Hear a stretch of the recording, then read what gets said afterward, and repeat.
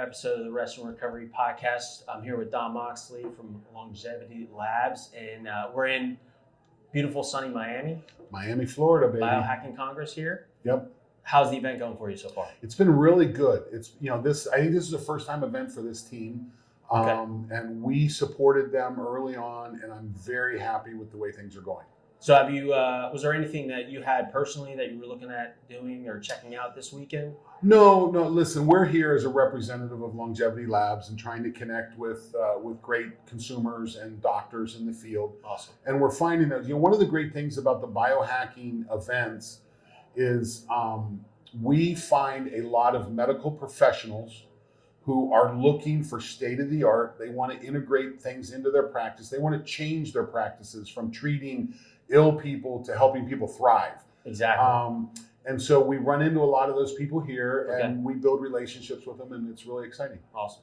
So that's kind of like in the name, right? Longevity Labs. Exactly. We're all trying to enhance not just the length of our time, but the quality of our time. Sure. So Longevity Labs, how does that fit into and what you guys do to support that? Well, so Longevity Labs is a manufacturer of our flagship product, Spermadine Life. Okay.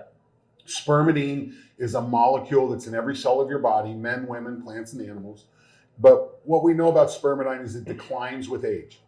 But people who live well into their 90s and 100s have spermidine levels similar to those in their 30s. Okay. Wow. So that's what the epidemiological data shows us. And we can then go in and take a look at spermidine consumption. And we know that as you consume spermidine in the diet, it increases it intracellular. So you can raise those spermidine levels.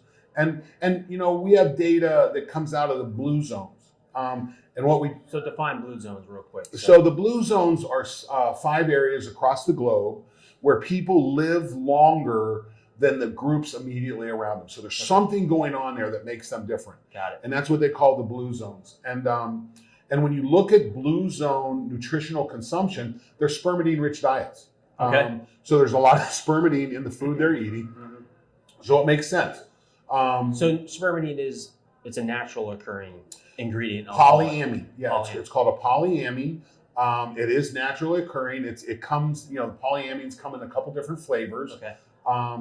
But what we're finding, we get our extract, our product is developed in Central Europe, Austria. Our wheat, it comes from wheat germ that we concentrate into a high spermidine concentrate using water. It's the only solvent we use is water. And that's what we make our product with. But, when we've tried to make that product, when we've looked at, can we make that product here in the States? We can't get enough spermidine-rich wheat. Why is that? I don't know. I just know that we can't find enough spermidine-rich wheat. Wow. So spermidine levels will vary in products.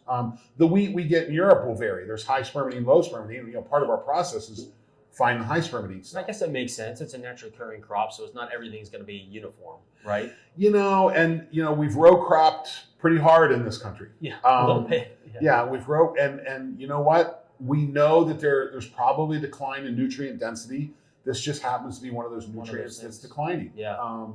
So now spermidine comes in other foods. I don't know if you're familiar with the fermented soy product. It's called natto. No.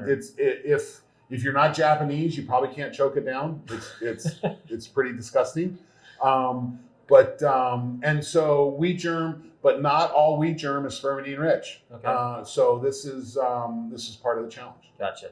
So personal anecdote around you. So wheat germ. So does that mean it's glutinous or like has wheat and gluten in it? Listen, there is we cannot say our product's gluten free. Okay. We have a very, very small amount of gluten. We have, with our last lab test, we're about 1 milligram per serving. Okay. Now, to put this in context, Celiac Association says you want to keep your gluten content below 10 to 15 milligrams a day. We have 1.3. Okay, so you're well below. We're way below. Basically. Yeah, below. we can't say we're gluten free. Sure. We're working on that. We're working hard to try to get there. Yeah. And we have a lot of personal testimonials from patients who have had gluten, who have celiac, who are using the products. Okay. So they are celiac and they use the product. We have some. Wow. Yeah. Now I'm sure there's some Personal celiacs cases out there that can't. Sure. And we recommend that if this is something you'll try, be careful. Okay. Listen, we have a celiac situation in my family, and celiac is really hard. Yeah. And when you finally get clean, you'll do everything you can not to get polluted again. Exactly. And so we want to have compassion and make sure that if you're going to try this, you're safe. Yeah, I was just curious. I had a personal, we're a gluten-free household, so it's like I saw that and I was like, okay. And I personally do my best to avoid it. I've never been tested officially, but I know how I feel. Right. So just making sure. Yeah. And again, you can listen. To get to gluten-free, you have to have a higher volume. So so the gluten per unit is where the hang up is. If you took that same tablet and broke it into a smoothie, you'd be well beyond any gluten-free recommendation levels. Yeah. And again, this is what we recommend. If you do have celiac, if you're gluten sensitive, certainly be careful. Work with a professional. Yeah, and we'll work with you. Yeah. If this is something you want to try, we'll work with you. Okay. So we talked about what it is. Why would you want to take it? What is the benefit or intent? Well, it goes back to the term autophagy. Okay. So when we look at autophagy, that cellular renewal process, it's a cleaning process. When our cells are working, the proteins that they make are not necessarily always made correctly. Mm-hmm. And we have a natural process of cleaning that up, and autophagy is that process. Okay. You have organelles, your mitochondria wear out. Yeah. And you don't want those just hanging around the cell. So autophagy cleans out those long-lived proteins and organelles. So it's kind of that body street sweeper, I'll call it. So. Yeah, in the cell. And so the natural state of the cell is to be in autophagy. So if I pull all nutrients away from the cell will immediately begin to look inside itself and say, okay, what do we need here that we can clean up and use again sometime? Okay. So autophagy is that process. And if you think about it, one of my texts talked about the fact that think of a Lego set. Okay. If I got a bunch of Legos together, it's hard to take that and put it into another Lego set. But if I break it up into the individual Legos, I can put those parts in. And that's essentially what autophagy is doing. Okay. It's taking those long-lived proteins, breaking them down into its component parts, the amino acids, or the organelles, and breaking that up, puts it back into what we call the cytosol of the cell, the center, the inside of the cell, so that your cell can then use it to build other proteins and other healthy parts. So I've heard autophagy in the context of fasting.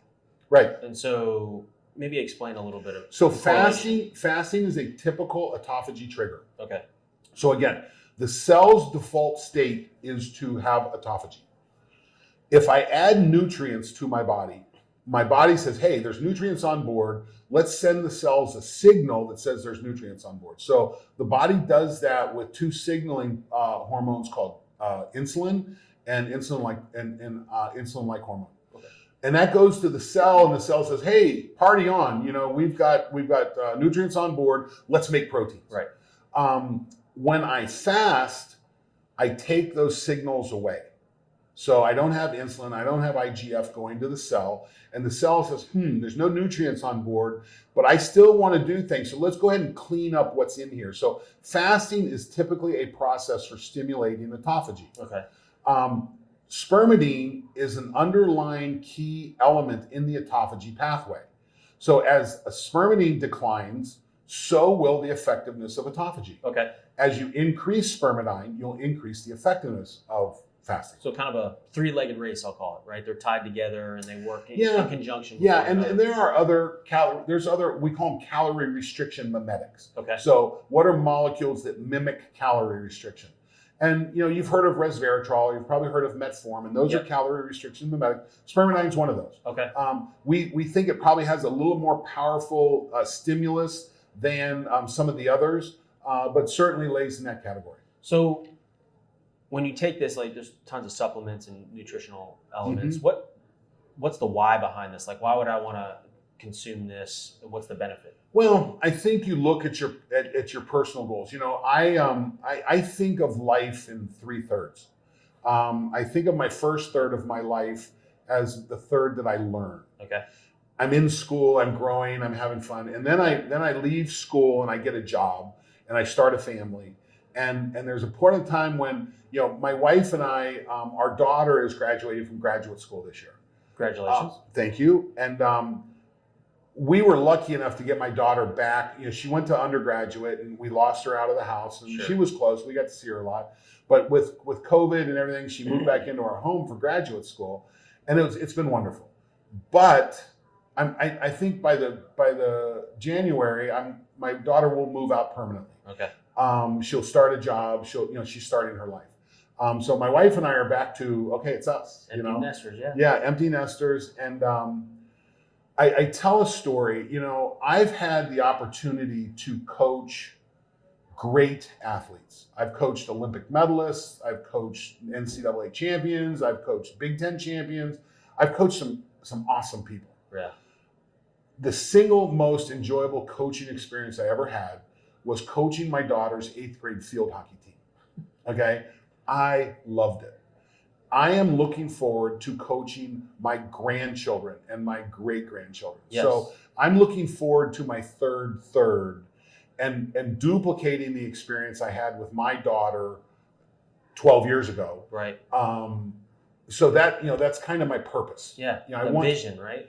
Listen, I think it all starts with purpose. When you look at longevity research, you have to have purpose. Yeah. I call purpose the jar that we put the 4 big rocks of longevity in. My 4 big rocks are movement, exercise, eat non-processed food. Yeah. And I don't care if you're vegan or carnivore, just eat something that's not coming out of a box and not processed. Sleep, yes. A clear big rock, and light. The more I look at light, clean light, dirty light. You have clean food, dirty food. You have clean light, dirty light. You have to pay attention to the light because, listen, 80% of the genes in your cells are light calibrated.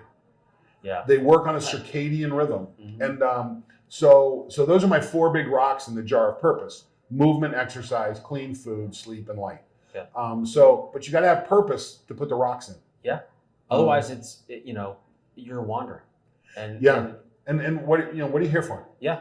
So how does this Spermadine enable that? What is that doing in the body to enable you or me or anyone to achieve that purpose? So when you look at what takes you out, what ends health span, what ends lifespan. So a lot of that is related to inflammatory related diseases. Hear that a lot. Inflammation is a big issue. And what we know is anytime that you have high inflammation, you usually have low autophagy. If you can raise autophagy, you lower inflammation. It's very clear.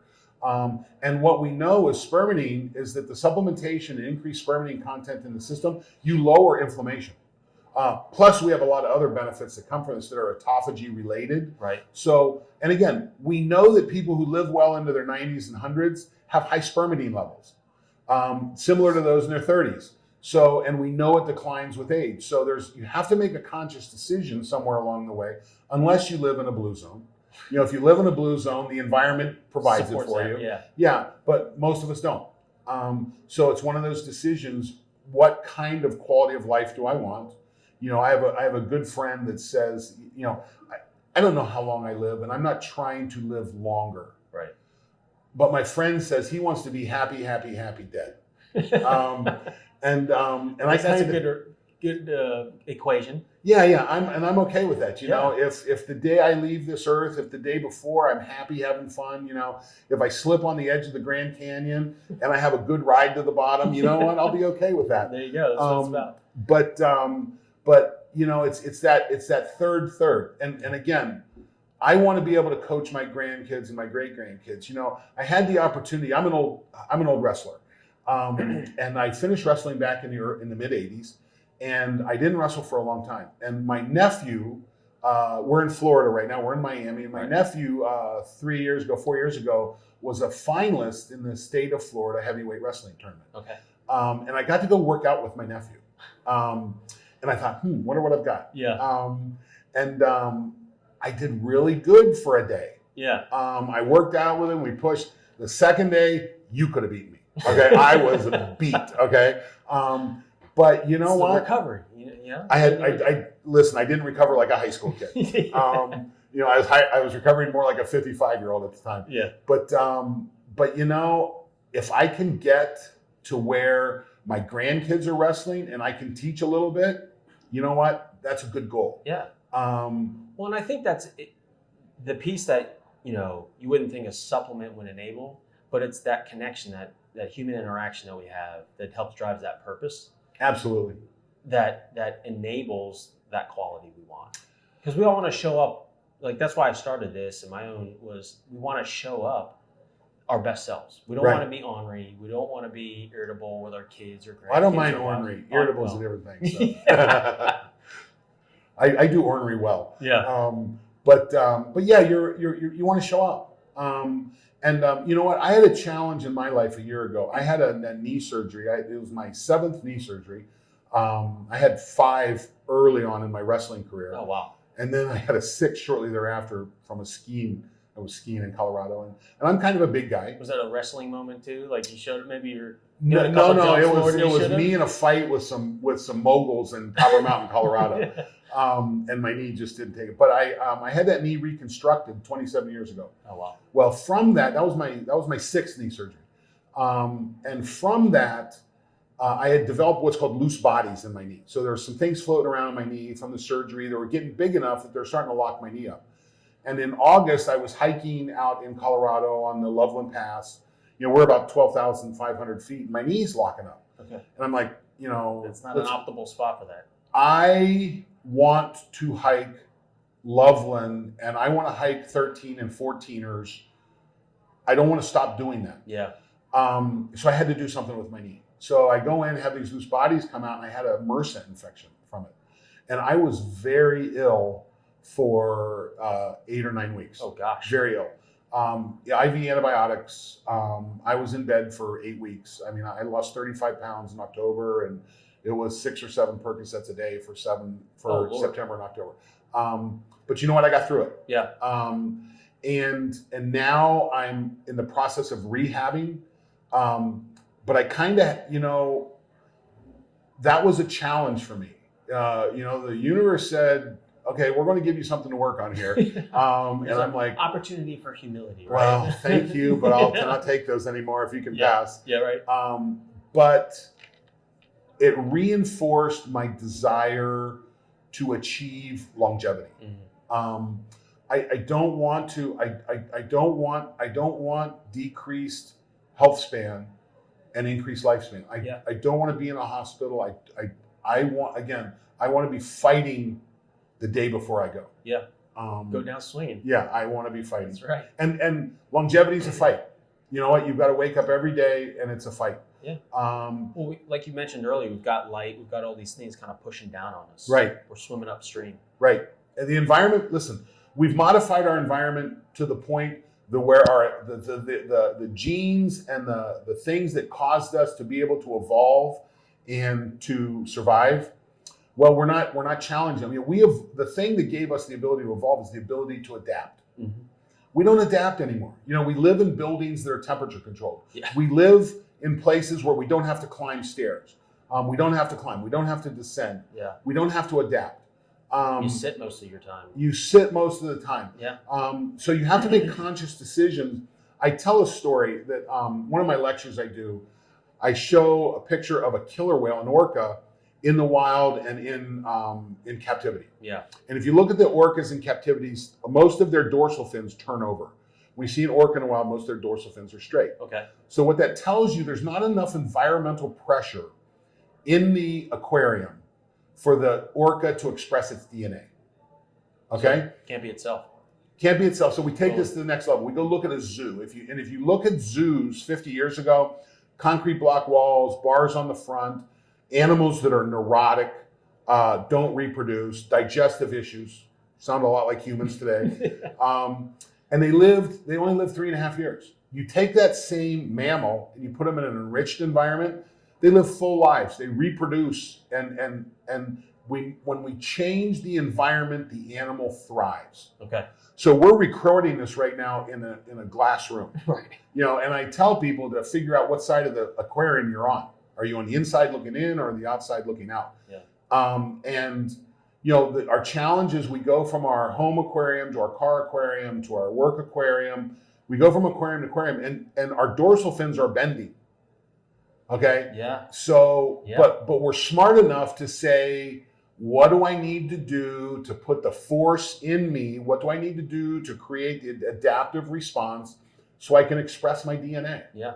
And And I think that's what this challenge is all about. So, to that story, how does Spermadine fit into that environmental aspect of it? Sure. So again, we talked about blue zones. If Yep. you live in a blue zone, your environment supplies the spermidine necessary. What we know is outside of a blue zone, you've got to supplement it. And we supplement it in order to drive the autophagy process. Listen, it's pretty clear that, I think we could all agree, it's not healthy to eat 24/7. Okay? Right. So if we sleep for 8 hours, is it healthy to eat 16?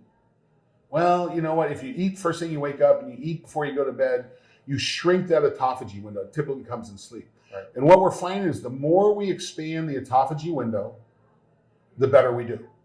But one of the key elements, we know that as spermidine decreases, the value of autophagy, the value of fasting, the value of these mimetics decrease. Okay. So you've got to raise, I've got to have gas in my car for it to drive. I was going to ask about the energy level. So so that you're It doesn't affect energy. Okay. We're working at a layer lower than that. Okay. So we're working down in the cell. And again, we're looking at inflammation. We're looking at cellular performance. We just had a paper come out about 60 days ago. Patients with dementia took spermidine and their dementia improved. Didn't get worse. It got better. Okay. So if you think about dementia, you've got neural cells that get filled with proteins, long-lived proteins. And when we have that, you have a situation where this is where the dementia is coming from. As you increase autophagy, you lower dementia. Okay. We know that spermidine supplementation helps with cardiovascular disease. We see autophagy in the myocytes of the heart improve cardiovascular performance, improve blood pressure, improve nitric oxide production. So it just keeps having that cascading effect too, as you work out, if you're working out more effectively. Absolutely. So it's not a supplement that you use for energy or for sleep or things like. Although we have a study coming out soon that's going to show that spermidine supplementation at a high level improves sleep. We've got data to back it up. If you want sleep, take spermidine. Oh wow, that's huge. The value of autophagy is important. I personally believe autophagy should be part of every nutritional textbook. It's not yet. It's not even close, and won't be for a decade. And why is that? Because textbooks are written by industry, and no one it's a sells conversation autophagy. for another time, I suppose. But Yeah, it's another. But and listen, we just gave a Nobel Prize in 2017 because we're just starting to understand autophagy. Okay, so this is really cutting edge. The work with spermidine is less than 10 years old. Okay. But it's great science. I mean, we're seeing it in multiple organisms. We're seeing it with human application. It's one of those great science things. But as we mature, the role of autophagy is, I believe, the autophagy as important as any of the nutrients we learn about. When we teach nutrition, we teach proteins, carbohydrates, fats, vitamins, minerals, water. Right. We teach you how to read a nutrition label. That's introductory nutrition. Okay. Well, that's what you eat. What we're finding as when you eat is important as what you eat, and maybe more important. There's some work done by Walter Longo at USC that showed that when the fasting mimicking diet, if I take two groups and I put them on the same amount of calories, right, but one group eats over a longer period of time, one group eats over a shorter period of time, this group has better health outcomes. Same number of diets, same diet. Same calories, same everything. Just shrink it, they're healthier. Wow. That's pretty fascinating. Yeah, and again, I think autophagy should be taught as a nutrient. Okay. It's, listen, sailors in the 1400s and 1500s crossing the Atlantic Ocean figured out that the foods that they were packing with them didn't have enough of something, and they were getting scurvy by the time they got across. Sure. And then the first biohack was, let's take some limes. So if you take some limes, limes have vitamin C in it. Right. So they were biohacking vitamin C, and literally it's how we learned about vitamins. It was vitamin C was the first one we discovered. Okay. These are the way these things work. It's an essential nutrient. But, listen, they modified their environment dramatically. We went from living on land to living on a boat for an extended period of time. The body's not used to that kind of environment. Right? It just isn't evolved, and there's an essential nutrient that was necessary. Well, what we're finding is that our boat in our aquarium has some nutrients that we have to pay attention to. Yeah. And spermidine is one of those. Well, kind of like you were saying on the boat in our new modern environment is depleting things. There's unintended consequences that we know about. And now we're learning those unintended consequences, and now we want to hedge against those. I think if you want a good, healthy life, you make that decision. I mean, that's part of it. So we're getting close on time, but what's one thing that's important for folks to understand around spermidine that maybe I haven't touched on yet? Listen, I think first of all, spermidine is not an end to all this stuff. Sure. Okay, it's a tool. I talked earlier about the rocks in the jar. You've got to have purpose, and then that's the jar. And in the jar, you put movement, exercise, unprocessed food, sleep, and light. Spermidine is simply a hack to nutrition. Okay. Unfortunately, we can't go to the grocery store and purchase what we know is spermidine-rich food. We just can't do it. So until then, we have to. It's hard to go to the store and buy vitamin C-rich foods to the point that we don't need to take a multivitamin. It's one of those things that's part of making the decision. What do you want your next third to be? I want mine to be vigorous. I want to be vital. I want to show up. Exactly. And I want to be that crazy grandpa or great grandpa that's, holy mackerel, this guy's down wrestling with his great grandson. Yeah. I want to be that person. Yeah. And to do that, I have to invest and I have to fight. And so part of that is, and think again, life is going to come, I wasn't planning on a MRSA infection a year ago. Right. But I had enough in the bank that I've been able to get through it. And now I'm starting to work my way back. And I'm still looking forward to riding my bike when I'm 70 and 80, 100 miles, and wrestling with my grandchildren. There you go. So, that's a great way to close it out. I have 3 questions for you, though. Okay. What are you reading right now? So what am I reading right now? I'll tell you a book that I just finished that I freaking love. It's called The Immortality Key, The Story of Religion with No Name. Immortality Key? The Immortality Key. Okay. It's really interesting. All right. So that's what you read. That's it. I just finished it. I haven't cracked the next book yet. Okay. What are you listening to right now, be it music or podcast? So I listen to a lot of podcasts. My favorite is STEM Talk. STEM Talk? STEM Talk. It comes out of the Institute of Human and Machine Cognition in Pensacola, Florida. Okay. I consider it the best human performance podcast on the internet. Okay. I'm not familiar with that one. I'll have to check that one out. The team there, Dr. Ken Ford and Don are just, Don Carnegas are just ridiculous. The guests are phenomenal. It's the best science on the internet. Okay. And I listen to a lot more. Peter Attia, I like a lot. Yep. I'm paying a lot of attention to COVID right now. I want to understand. I listen to Dr. Osterholm's podcast out of the University of Minnesota. I think he's the leading COVID guy out there. Okay. I think there's a lot of truth and a lot of good science there. So I listen to him quite a bit. I'll have to check that one out. Yeah. All right, last one. What is your go-to rest and recovery method? My go-to sleep. Okay, listen, you can't fix bad sleep. Yeah. And you have to. And listen, we're not sleeping in our beds right now. And I'm traveling a lot. I'm spending about 7 days a month on the road. Oh wow. I'm spending about 10 days a month in a hotel room. That's so I have to be really careful. So do you have like a personal rhythm that you try to kind of, I'll call it hack, or at a biohack? I want to be in bed by 10:30. Okay. Now what's a challenge for me is I live in an Eastern time zone and I'm servicing California.